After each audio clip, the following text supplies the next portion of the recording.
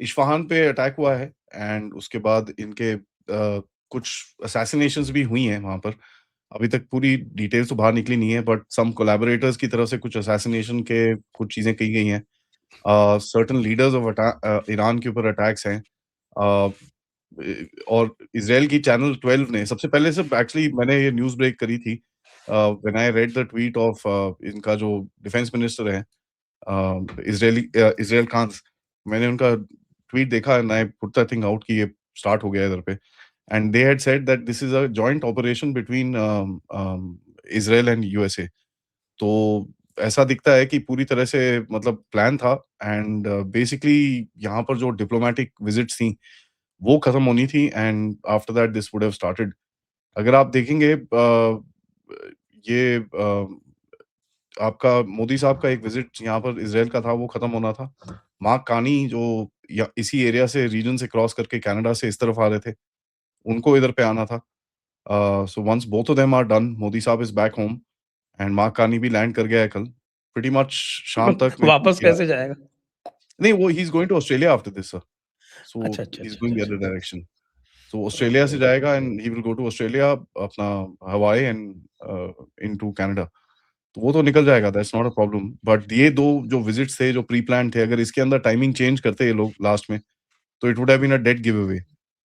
तो इन लोगों ने वेट करा इसका एंड मोदी साहब का विजिट खत्म हुआ, उसके बाद ये हुआ and they have gone ahead and done what they have done sir.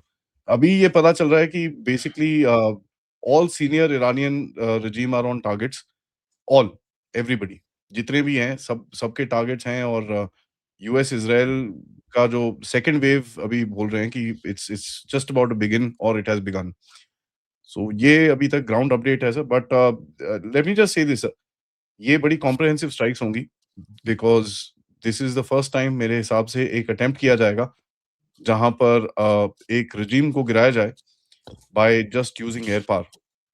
तो this is gonna be a very unique sort of a event in history क्योंकि ग्राउंड अटैक के लिए तो किसी के पास फोर्सेस नहीं है, ना अमेरिका के पास है, ना इसराइल के ना औकात है, अमेरिका की तो बिल्कुल ही नहीं है।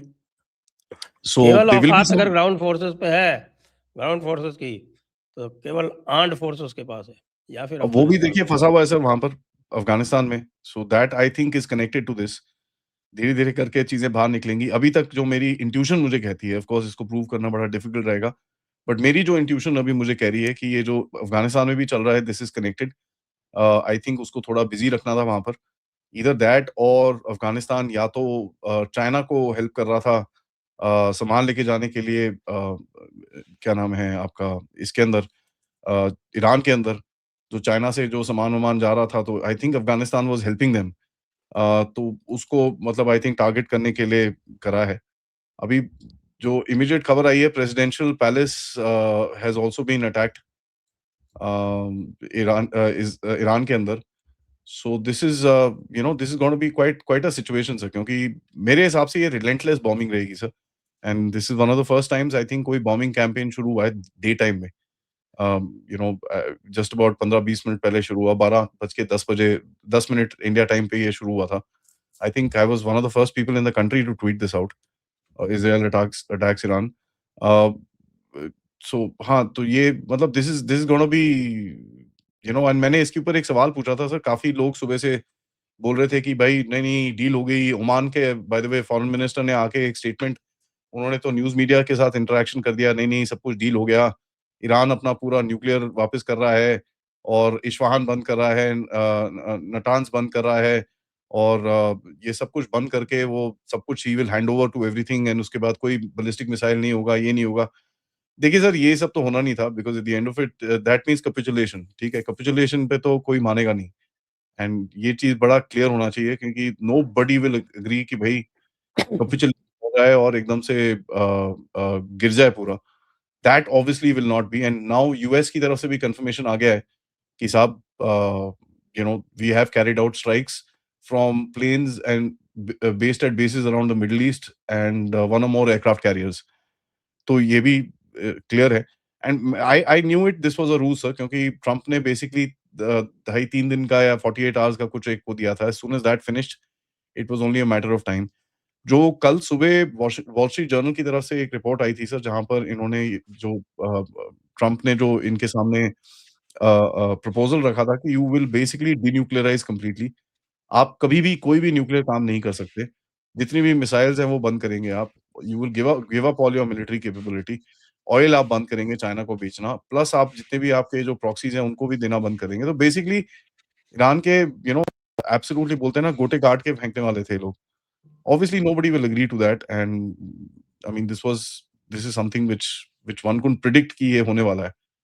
अ, मेरा वही था सर कि कल शाम को महाकानी परसों कल अर्ली मॉर्निंग सुबह जब मोदी जी वापस आए, एंड ऑफ कोर्स शाम को फिर महाकानी यहाँ पर लैंड हुए। After that it was game, and it was just a matter of time. I am quite surprised कि इन्होंने मिडल ऑफ द नाइट नहीं करा है। They didn't start in the middle of the night because normally ये सब attacks night में किए जाते हैं। They have started in broad daylight.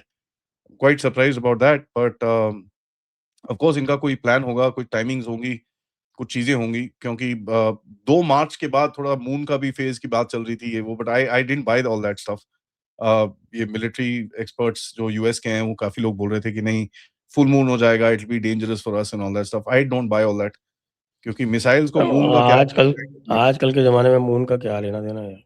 तो it doesn't make sense unless आप कुछ इन्वेजन करने की कोशिश कर रहे हो। That's a different story, but I don't think this thing.